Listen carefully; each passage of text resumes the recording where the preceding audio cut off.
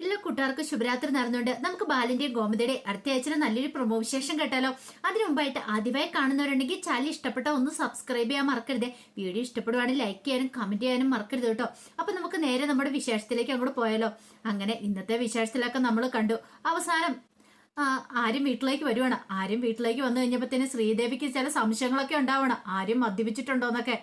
കാരണം എന്റെ സംസാര രീതി കേട്ട് കഴിഞ്ഞപ്പോ തന്നെ ശ്രീദേവിക്ക് അങ്ങനെ തോന്നി. ശ്രീദേവി എന്ത് ചെയ്യണം, ചൂടോടെ ഈ വാർത്ത നേരെ ആനന്ദിന്റെ കാതിൽ എത്തിക്കാണ്ട് ഓടി ചെല്ലുവാണ്. പിന്നീട് മുറി ചെന്നിട്ട് പറഞ്ഞു, അതേ ആനന്ദേട്ടാ, ആരനുണ്ടല്ലോ അവൻ മദ്യപിച്ചിട്ടാ വന്നേക്കണം തോന്നുന്നു പറയണേ. മദ്യപിച്ചിട്ടാ? നിനക്ക് വെറുതെ തോന്നായിരിക്കും ശ്രീദേവി എന്ന് പറയാ. അല്ല ആനന്ദേട്ടാ, അവൻ ശരിക്കും മദ്യപിച്ചിട്ടുണ്ട്, എനിക്ക് മണം കിട്ടിയതാന്ന് പറയും. ദേ വെറുതെ കള്ളത്തരം പറയരുത്, അവൻ അത്രക്കാരനൊന്നും അല്ലെന്ന് പറയണം. ഇത് കേട്ട ശ്രീദേവി പറഞ്ഞു, ഓ അപ്പൊ ഞാൻ പറഞ്ഞ ആനന്ദേട്ടന് വിശ്വാസം വരാത്തല്ലേ, ഞാൻ എന്തിനാ കള്ളത്തരം പറയണമെന്ന് പറയാം. പക്ഷെ ആനന്ദനെന്തോ അത് അത്ര അങ്ങോട്ട് വിശ്വസിക്കാനായിട്ട് തോന്നില്ല. കാരണം ഇതുവരെയായിട്ടും അങ്ങനെ ആരും മദ്യപിച്ചിട്ട് വന്നിട്ടില്ല. അങ്ങനെ അവനൊട്ടും ചെയ്യാനും പോകുന്നില്ല. പിന്നെ ഇപ്പൊ ശ്രീദേവി പറഞ്ഞു എന്തുകൊണ്ടാന്ന് മാത്രം ആനന്ദനൊന്നും മനസ്സിലായില്ല. ശ്രീദേവി പറഞ്ഞു നിങ്ങൾ വിശ്വസിക്കണ്ട എന്നും പറഞ്ഞുകൊണ്ട് നേരെ ചെല്ലുന്നത് മീനാക്ഷി അടിയിലേക്കാണ്. മീനാക്ഷി അടിച്ചു നിന്നിട്ട് മീനു ഒരു പ്രശ്നമുണ്ടെന്ന് പറയണ. എന്താ ശ്രീദേവി എടുത്തി? അത് ആര്യനുണ്ടല്ലോ, ആര്യം മദ്യപിച്ചിട്ടാ വന്നേക്കണെന്ന് പറയണം. മദ്യപിച്ചിട്ടോ? അതേ മുറിയിലേക്ക് പോയിട്ടുണ്ട്. കൈയോടെ ഇപ്പൊ തന്നെ നമുക്ക് പോയി ചോദിക്കണമെന്ന് പറയണം. ചോദിക്കാനോ? എന്താ ശ്രീദേവി എടുത്തി ഈ പറയുന്നതൊക്കെ? ആര്യൻ അങ്ങനത്തെ ഒരുത്തനല്ലെന്ന് പറയണം. ദേ ഞാൻ പറയുന്ന വിശ്വാസം വരുന്നില്ലെങ്കിൽ ഇങ്ങോട്ട് വാ, നമുക്ക് പോയി ചോദിക്കാന്ന് പറയണം. അപ്പോഴേക്കും ഗോമതി അങ്ങോട്ടേക്ക് വന്നു. ഗോമതി വന്നു കഴിഞ്ഞപ്പോഴത്തേനും ഗോമതി എന്താ രണ്ടുപേരും കൂടെ എന്ന് ചോദിക്കണം. അത് പിന്നെ അമ്മേ കാര്യം എന്താന്ന് വെച്ചാൽ പറ. അവനുണ്ടല്ലോ ആര്യൻ മദ്യപിച്ചിട്ട് വന്നേക്കെന്ന് പറയണം. ഇത് കേട്ടപ്പം ഗോമതിക്ക് ഒരു ഞെട്ടല്. ഗോമതി ഒരിക്കലും പ്രതീക്ഷിച്ച കാര്യമല്ലോ ഇങ്ങനെ ഒരു സംഭവം. പെട്ടെന്ന് ഗോമതി ചോദിച്ചു, ആര്യം മദ്യപിക്കാന്?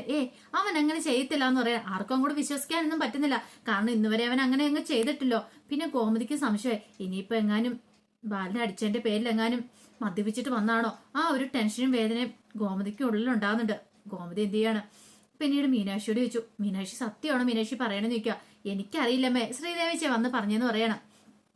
ആ സമയം ഗോമതി പറഞ്ഞു, ആരിനോടൊന്ന് പോയി ചോദിക്കട്ടെ വരാൻ പറഞ്ഞോണ്ട് മീനാക്ഷിയെ കൂട്ടിക്കൊണ്ട് അങ്ങോട്ട് ചെല്ലുവാണ്. അങ്ങനെ ചെന്നപ്പം മിത്രയും ആരിനും കൂടെ സംസാരിച്ചോണ്ടിരിക്കുന്നു. അല്ല ചെന്നിട്ട് ചോദിച്ചു, ആര്യ നീ മദ്യപിച്ചിട്ടുണ്ടോന്ന് ചോദിക്കുക.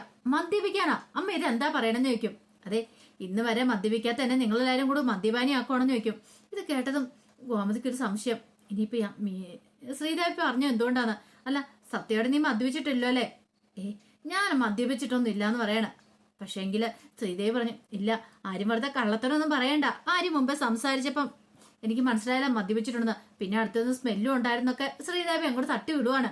ഇത് കേട്ട് കഴിഞ്ഞപ്പോ ആരും ഒരു നിമിഷം ആലോചിച്ചിട്ട് പറഞ്ഞു, ഓ ശ്രീദേവിച്ചിക്ക് അങ്ങനെ മദ്യത്തിന്റെ മണമൊക്കെ പെട്ടെന്ന് പിടികോട്ടോന്ന് ചോദിക്കുക. അത് കേട്ടും ശ്രീദേവിക്ക് എന്തും മറുപടി പറയാനും നടത്തില്ല. ശ്രീദേവി ഒന്നും നാണം കിട്ടും. പക്ഷെ എങ്ങനെ എന്താന്ന് പറയാൻ പറ്റില്ലോ. വീട്ടിൽ അച്ഛൻ മദ്യപിക്കാറുള്ള ആളാന്ന് പറഞ്ഞിട്ടുണ്ടെങ്കിൽ നാണക്കേടല്ലേ. അപ്പൊ അത് ഇവിടെ പറയാൻ പറ്റില്ലല്ലോ. അതുകൊണ്ട് ശ്രീദേവി പറഞ്ഞു, അല്ല അത് പിന്നെ ഞാന്. ആ സമയം മിത്ര പറഞ്ഞു, ആര്യ സത്യമാണോ പറയണെന്ന് ചോദിക്കുക. ആര്യ ചോദിച്ചു, എന്താ നിനക്കും വിശ്വാസം വരുന്നില്ലേന്ന് ചോദിക്കുകയാണ്. അങ്ങനെ അവർ സംസാരിച്ചുകൊണ്ടിരിക്കുന്ന സമയത്താണ് ബാലന്റെ വരവ്. ബാലൻ അങ്ങോട്ടേക്ക് വന്നു കഴിയുമ്പോഴത്തേനും എല്ലാവരും ഒരു നിമിഷം ഞെട്ടിപ്പോയി. കാരണം ബാലന്റെ സ്വഭാവം എല്ലാവർക്കും അറിയാം. വെട്ടൊന്നും പോലെ രണ്ടെന്നാ. ഇനിയിപ്പോ ഈ പേര് മതി, ഇതിന്റെ പേരും പറഞ്ഞിട്ട് ഇനി അടുത്ത പ്രശ്നം ഉണ്ടാകാനായിട്ട്. പിന്നീട് ബാലൻ വന്നിട്ട് എന്താ ഇവിടെ എല്ലാവരും കൂടെ കൂടിയെന്ന് ഭയങ്കര എന്തോ ചർച്ചയിലാണെന്ന് തോന്നല്ലോ. പെട്ടെന്ന് ഗോമതി പറഞ്ഞു, ഒന്നുമില്ല ബാലേട്ടാ, ഞങ്ങളിങ്ങനെ ഓരോന്നൊക്കെ സംസാരിച്ചോണ്ടിരിക്കുകയാണെന്ന് പറയണം. ഒന്നുമില്ലേ? ഒന്നുമില്ല, വെറുതെ ഞങ്ങളിങ്ങനെ. ഇത് കേട്ടതും ശ്രീദേവി പറഞ്ഞു, അത് പിന്നെ ബാലച്ച അല്ല എന്താ ദേവിമോളെ, എന്താ ഒരു കാര്യമുണ്ടല്ലോ. ഇവിടെ ബാക്കി ആരോടും ചോദിച്ചാൽ ആരും സത്യം ഒന്നും പറയത്തില്ല, നിന്നോട് ചോദിച്ചിട്ട് കാര്യമുള്ളെന്ന് പറയണം. ഇത് കേട്ടതും ശ്രീദേവി പറഞ്ഞു, അത് പിന്നെ ബാലച്ച ആരും മദ്യപിച്ചിട്ടുണ്ടെന്നാ തോന്നിയെന്ന് പറയണം. മദ്യപിച്ചിട്ടുണ്ടെന്നോ? പെട്ടെന്ന് ആരിന്റെ നേരെ തിരിഞ്ഞു ബാലൻ അങ്ങോട്ട്. സത്യം പറയടാ, നീ മദ്യപിച്ചിട്ടുണ്ടോന്ന് ചോദിക്കാം. ഞാനങ്ങ് മദ്യപിച്ചിട്ടെന്നറിയാം, കള്ളം പറയുന്നോടാ, മുഖത്ത് നോക്കടാന്നൊക്കെ പറയണം. പിന്നീട് പറഞ്ഞു, ഊതടാന്ന് പറയണം. പോലീസ് സ്റ്റേഷനിലൊക്കെ അവര് പോലീസുകാർ നിൽക്കുന്ന പോലെ ഒരു കാര്യമാണ്. വഴി തടഞ്ഞു നിർത്തിയിട്ട് മറ്റു ഊതിക്കുന്ന പോലെ ഊതടാന്ന് പറയണം. ഇത് കേട്ടതും ആരിന് എന്ത് ചെയ്യുവാണ്? ഊതാനായിട്ട് അങ്ങോട്ട് ചെല്ലുവാണ്. ഒരു നിമിഷം ഇത്രയും ഗോമതി എല്ലാവരും ഞെട്ടിത്തെറിച്ച് നിൽക്കുകയാണ്. ശ്രീദേവി ഇങ്ങനെ നോക്കി നിൽക്കുക. ഇപ്പൊ പിടി വീഴും ആരിന്. അന്ന് ആരിനെ സുഖമായിരിക്കും എന്നൊക്കെ ഓർത്തോണ്ട്. പക്ഷെ ഇങ്ങനെ ആരിന് ഊതി. ബാലിന് പ്രത്യേകിച്ചൊരു മണവും കിട്ടിയില്ല. ആരും ചോദിച്ചു, എന്താ ഞാൻ മദ്യപിച്ചിട്ടുണ്ടോന്ന് ചോദിക്കുകയാണ്. ഇത് കേട്ട് കഴിഞ്ഞപ്പോഴത്തേനും ബാലിനൊന്നും മിണ്ടിയില്ല. ആ സമയത്ത് കോമതി പറഞ്ഞു, എന്താ ബാലേട്ട എന്തോന്നും മിണ്ടാത്തേന്ന് ചോദിക്കാം. അല്ല അത് പിന്നെ ഞാന്. ഓഹോ അപ്പം മദ്യപിച്ചിട്ടില്ലല്ലേ? അപ്പം ശ്രീദേവി പറയുന്ന കേട്ടിട്ട് ബാലേട്ടൻ അങ്ങോട്ട് പറഞ്ഞാ മദ്യപിച്ചിട്ടുണ്ടെന്നല്ലേ? അല്ല ഗോമതിയാണ്, ഞാൻ മദ്യപിച്ചെന്ന് പറഞ്ഞല്ലോ. ഇവ മദ്യപിച്ചിട്ടുണ്ടെന്ന് പറഞ്ഞു കഴിഞ്ഞപ്പോ നൂതാല്ലേ പറഞ്ഞോളൂ എന്ന് ചോദിക്കുവാണ്. ഈ സമയം മീനാക്ഷിയും ഇത്രയും പരസ്പരം നോക്കുവാണ്. ശ്രീദേവിക്ക് എന്ത് ചെയ്യണമെന്ന് അറിയത്തില്ല. ശ്രീദേവി ശരിക്കും നാണം കിട്ടു പോവാണ്. പിന്നെ എന്തേലും പറയാൻ പറ്റുമോ? എന്തേലും പറഞ്ഞിട്ടുണ്ടെങ്കിൽ ഇനിയിപ്പം അതിന് അടുത്ത പ്രശ്നമാവുന്നതുകൊണ്ട് ശ്രീദേവി പതുക്കെ നൈസായിട്ട് അവിടെ നിന്നും കൂടെ വലിയാണ്. അങ്ങനെ രാത്രിയായി കഴിഞ്ഞപ്പത്തിന് ആനന്ദും ആന്യവരും എല്ലാവരും കൂടെ സംസാരിച്ചുകൊണ്ടിരിക്കുക ടെറസിന്റെ ഇവിടെ. ആ സമയം ധർമ്മ പറഞ്ഞു, ഒരു കാര്യം ചെയ്യാം, നമുക്ക് ഇന്ന് ഇവിടെ കിടക്കാന്ന് പറയാം. ടെറസിന്റെ ഇവിടെ കിടക്കാനോ? അത് ശരിയാത്തിരുന്ന് ആനന്ദ് പറഞ്ഞു. എന്താ മുറിയിലേക്ക് എന്നില്ലെങ്കിലേ ശ്രീദേവി ആ പാടെ വിഷമിക്കും. അത് മാത്രമല്ല പിന്നെ അവൾ ഇങ്ങോട്ട് അന്വേഷിച്ച് വരും എന്നൊക്കെ പറയാം. ആഹാ, അങ്ങനെയാണ്. ഇപ്പൊ അങ്ങനെ പോകണ്ട. ഇവിടെ ആര്യനും ആകാശവും കല്യാണം കഴിച്ച അവരൊക്കെ ഇവിടെ കിടക്കുന്നില്ലേ, പിന്നെ നിനക്കെന്താ കിടന്നാ കുഴപ്പം? നിന്നെ ഞങ്ങൾ വിടുന്നില്ല എന്ന് പറയാ. അങ്ങനെ പറയരുത് ധർമ്മമാമ പറയാ. അങ്ങനെ വേണ്ട, ഇപ്പൊ നീ അങ്ങനെ തന്നെ പോണ്ട. നമ്മളെ എത്ര നാളെ നമ്മളെല്ലാരും കൂടെ കെട്ടിപ്പിടിച്ച് കിടന്നിട്ട് നമുക്ക് ഇവിടെ കിടക്കാന്നും പറഞ്ഞോണ്ട് അങ്ങനെ അവരെല്ലാരും കൂടെ അവിടെ കിടക്കുവാണ്. ആ സമയം ശ്രീദേവി എന്ത് ചെയ്യണം? ശ്രീദേവി മുറി കുറെ സമയം തനിച്ചിരുന്നിട്ട് ആനന്ദിനെ കാണുന്നില്ല. ശ്രീദേവിക്ക് ആ പാടെ വിമിഷ്ടമായിപ്പോയി. എന്ത് ചെയ്യണം എന്നറിയത്തില്ലാത്തൊരവസ്ഥ. അവസാനം ശ്രീദേവി വന്ന് നോയിക്കഴിഞ്ഞപ്പോഴത്തേനും 4 മത്തി അടിക്കിയതുപോലെ ഇങ്ങനെ ടെറസിന് മുകളിൽ അവിടെ കിടക്കുന്നുണ്ട്. എന്ത് ചെയ്യാൻ പറ്റും? ശ്രീദേവി 1-2 വട്ടം ആനന്ദിനെ വിളിച്ചു. ആനന്ദാണ് അനങ്ങി പോലില്ല. അതേ കിടപ്പ് തന്നെ കിടന്നു. ശ്രീദേവിക്ക് സമനില എറ്റുന്നവർ തോന്നി. ശ്രീദേവി മുറിയിലേക്ക് എന്നിട്ട് ശ്രീദേവിക്ക് ഉറക്കം വരുന്നില്ല. ആ സമയം മിത്രയും മീനാക്ഷി ഒരു മുറിയിൽ കിടന്ന് കുറെ സമയം വർത്താനമൊക്കെ പറഞ്ഞു കിടന്ന് അവർ നല്ല സുഖമായിട്ട് കിടന്നങ്ങ് ഉറങ്ങി. അവർക്കറിയായിരുന്നു മറ്റു രണ്ടുപേരും മുകളിലാണ് പോയി കിടക്കണേന്നുള്ളത്. വല്ലപ്പോഴല്ലേ അവരിങ്ങനെ കിടക്കുന്നുള്ളൂ. അവർക്കൊരു കുഴപ്പവും കാര്യങ്ങളൊന്നും ഇല്ലായിരുന്നു. പക്ഷെ ശ്രീദേവിയുടെ സമനില എത്തിയത്. ശ്രീദേവി ആ ഉറക്കത്തിൽ തന്നെ ശ്രീകലയെ വിളിച്ച് പരാതിയൊക്കെ പറയുന്നുണ്ട്. അമ്മ ഇങ്ങനെയാ കാര്യങ്ങളെന്നൊക്കെ പറയുന്നുണ്ട്. പക്ഷെങ്കിൽ അത് കേട്ട് കഴിഞ്ഞപ്പോ തന്നെ ശ്രീകല പറഞ്ഞു, പാതിരാത്രി വിളിച്ചിട്ടാണ്ടി നീ മനുഷ്യൻ ഉറക്കം കളഞ്ഞിട്ട് ഇങ്ങനെ കാര്യങ്ങളൊക്കെ പറയുന്നേ, ഫോൺ വെച്ചിട്ട് പോ, രാവിലെ സംസാരിക്കാന്നൊക്കെ പറയണം.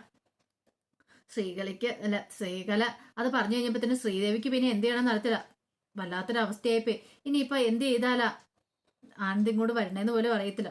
നാശം പിടിക്കാനായിട്ട് ഏത് സമയത്താണോ എന്തോ ആനന്ദണ്ണം കൂടെ പോയപ്പോ തന്നെ തടയേണ്ടതായിരുന്നു. ഇനിയിപ്പോ പറഞ്ഞിട്ട് കാര്യമില്ല. അങ്ങനെ ഒരു വിധത്തില് ശ്രീദേവി കിടന്ന് നേരം വെളുപ്പിക്കുകയാണ്. നേരം വെളുത്ത് കുറെ സമയം കഴിഞ്ഞ് കഴിഞ്ഞപ്പോ തന്നെ ആനന്ദ് വരുന്നേ.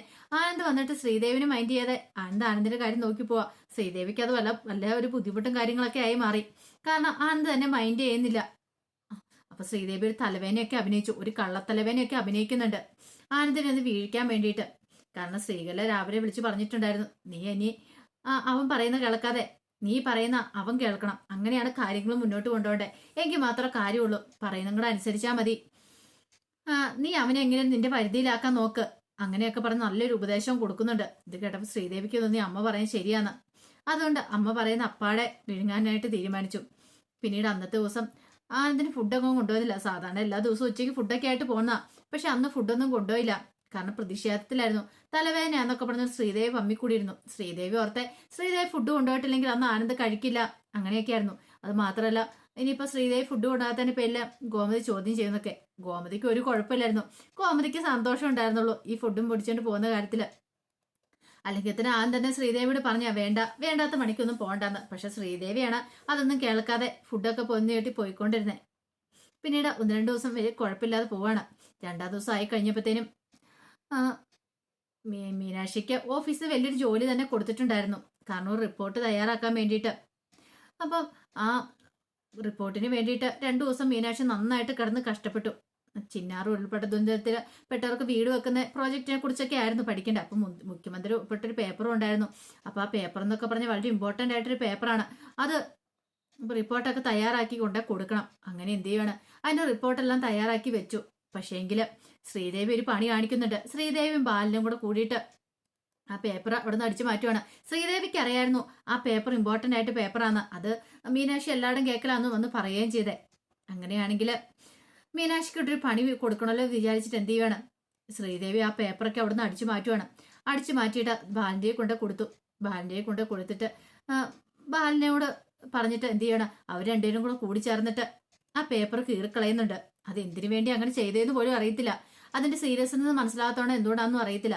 പക്ഷെങ്കിൽ ഇതൊന്നും ഈ പറയുന്ന മീനാക്ഷിക്ക് അറിയത്തില്ലായിരുന്നു. മീനാക്ഷി എന്തേ ഓഫീസിലേക്ക് പോകാൻ ഇറങ്ങി കഴിഞ്ഞപ്പോഴത്തേനും ഫയലെടുത്ത് നോക്കിയപ്പോൾ പേപ്പർ കാണുന്നില്ല. ആകപ്പാടെ അന്താളിപ്പായി. അവിടെ എല്ലാം സെർച്ച് ചെയ്ത് ഒരിടത്തും കാണുന്നില്ല. ആകപ്പാടെ കരച്ചിലായി ബഹളമായി. അവസാനം വീണാമാടത്തിനെ വിളിച്ചിട്ട് പറഞ്ഞു വീണാമാടം പറഞ്ഞു, ആ പേപ്പറില്ലാതെ വരാൻ പറ്റില്ല, ജോലി പോകുന്ന കാര്യമാണ്, മുഖ്യമന്ത്രി ഒപ്പിട്ട. അപ്പം ഇത്രയും വലിയൊരു കാര്യമല്ലേ, അത് നിസ്സാരമായിട്ട് എടുത്തത് പോവാന്ന് പറഞ്ഞിട്ടുണ്ടെങ്കിൽ ജോലിയെ ബാധിക്കുന്ന കാര്യമല്ലേ, എന്ത് ചെയ്യണം എന്ന് അറിയത്തില്ലാത്തൊരവസ്ഥയായി. അപ്പോഴേക്കുമാണ് ശ്രീദേവിക്ക് കാര്യങ്ങളൊക്കെ മനസ്സിലാകുന്നത്. ശ്രീദേവിയും ബാല്യം കിടന്ന് നെട്ടോട്ട് ഓടുകയാണ്. കാരണം അവർ ആ പേപ്പറൊക്കെ ചുരുട്ടിക്കൂട്ടി എറിഞ്ഞ് കളഞ്ഞിട്ടുണ്ടായിരുന്നു. അത് ശ്രീദേവിയുടെ തന്ത്രമാണോ ബാലന്റെ തന്ത്രമാണോ എന്ന് അറിയത്തില്ല. ഇത് മീനാക്ഷിക്കിട്ട് പണി കൊടുക്കാനായിട്ട് ശ്രീദേവി വെച്ച് തന്ത്രമാണെന്ന് പറയാൻ പറ്റില്ല. എന്താണെങ്കിലും അവസാനം ആ പേപ്പർ കാണാതെ വന്നു കഴിഞ്ഞപ്പോഴത്തേനും മീനാക്ഷി ഭയങ്കര കരച്ചിലും ബഹളമൊക്കെ ആയി. അപ്പോഴാണ് ബാലൻ ശ്രീദേവിയുടെ എന്നീ കാര്യങ്ങളൊക്കെ പറയണേ. അവസാനം ശ്രീദേവി പറഞ്ഞു, നമ്മളാ എടുത്ത പേപ്പർ അതിന്റെ പേരിലാണ് ഈ പ്രശ്നങ്ങളൊക്കെ നടക്കണേന്നൊക്കെ പറയണം. അങ്ങനെ ബാലൻ എന്ത് ചെയ്യുവാണ്, നെട്ടോട്ടം കിടന്ന് ഓടുവാണ്. ആ പേപ്പർ കീറി കളഞ്ഞില്ല, ഇനിയിപ്പോൾ എന്ത് ചെയ്യാൻ പറ്റും? വല്ലാത്തൊരവസ്ഥയെ കിടന്ന് നെട്ടോട്ട് ഓടുകയാണ്. അവസാനം മീനാക്ഷിയും ഇത്ര അവരൊക്കെ അറിയും ശ്രീദേവിയാണ് ഇതിന്റെ പിന്നിൽ നിന്ന്. അങ്ങനെ അറിഞ്ഞു കഴിഞ്ഞാൽ പിന്നെ വെറുതെ വിടുവോ? അത് മാത്രമല്ല, ബാലിനും ഇതിനകത്ത് പങ്കുണ്ടെന്ന് അറിഞ്ഞപ്പോഴത്തേനും ഗോമതിയും ബാലിന് നേരെ തിരിയുവാണ്. ഇത്രയും കാലം ഗോമതിയൊന്നും മിണ്ടായിരുന്നു. പക്ഷെ ഇനി ഗോമതിക്ക് മിണ്ടായിരിക്കാൻ പറ്റില്ല. ഗോമതി അവിടെ ബാലിനായിട്ട് പൊളിച്ചെടുക്കുന്നുണ്ട്. അതിന്റെ വിശേഷങ്ങളൊക്കെ കാണാൻ പോകുന്നത്. ഇനിയിപ്പോൾ ആ പേപ്പർ എന്തിനു വേണ്ടി അടിച്ചു മാറ്റിയെന്നൊക്കെ അറിയണമെങ്കിൽ നമുക്ക് ഫുൾ വിശേഷം വന്നാൽ അറിയാൻ പറ്റുള്ളൂ കേട്ടോ. അപ്പൊ അതിന്റെ വിശേഷങ്ങൾക്കായി നമുക്ക് എല്ലാവർക്കും കാത്തിരിക്കാം. ഒരിക്കൽ കൂടി എല്ലാവർക്കും ശുഭരാത്രി നേർന്നുകൊണ്ട് നിർത്തുന്നു. നന്ദി.